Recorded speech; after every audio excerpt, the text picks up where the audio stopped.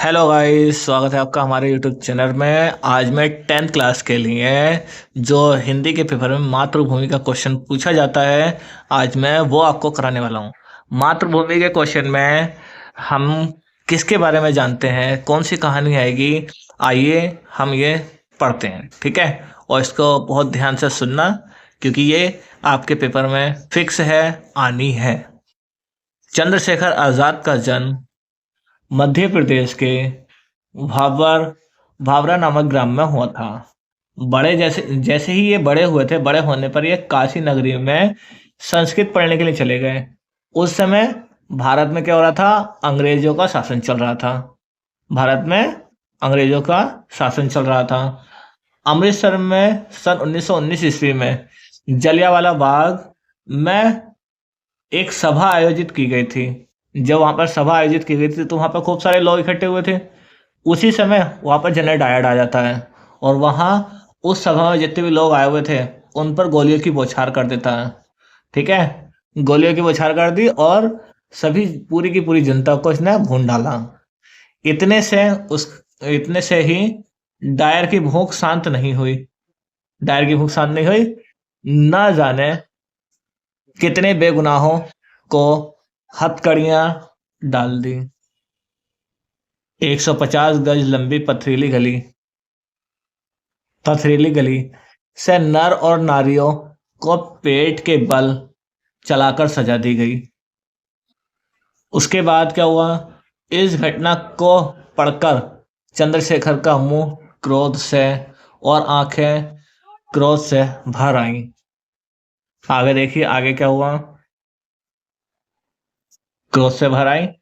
आजाद ने संकल्प लिया, चंद्रशेखर आजाद ने क्या लिया? संकल्प लिया कि जब तक वह भारत माता को आजाद नहीं करा देगा तब तक अंग्रेजों से लड़ता रहेगा।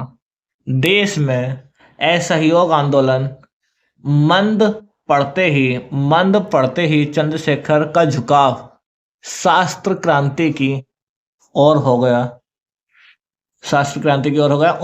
उन्हें स्वतंत्रता संग्राम के लिए बमों और पिस्तौलों का निर्माण कराने के लिए धन की आवश्यकता हुई।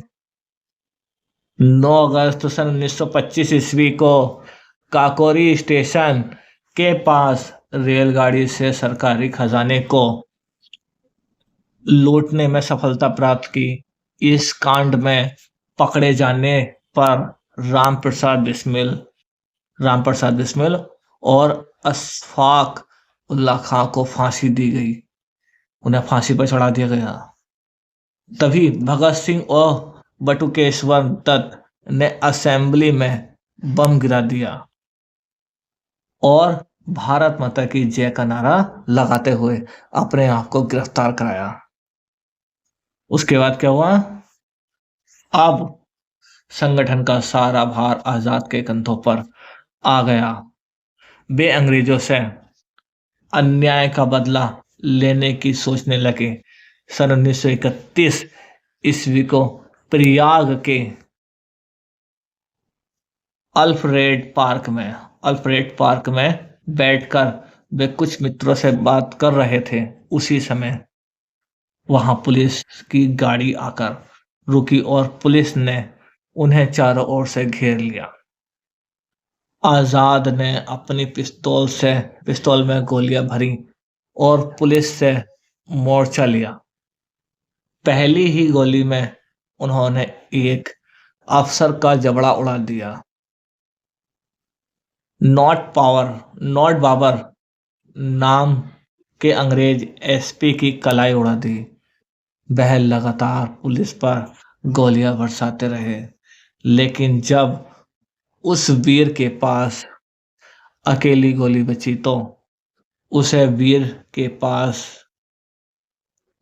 अपनी कनपट्टी पर मारकर वीर गति प्राप्त कर ली। आजाद ने अब जिस जामुन के पेड़ की ओर लेकर संघर्ष किया था, वह पेड़ भारतीय जनता का पूजा स्थल बन गया है। आज भी वहां पर पूजा होती है। ये थी हमारी मातृभूमि के लिए कहानी। इसमें किन-किन कलाकारों का ज़िक्र हुआ है, आप इनको अच्छे से ध्यान रखना और यही कहानी आप पेपर में लिखना।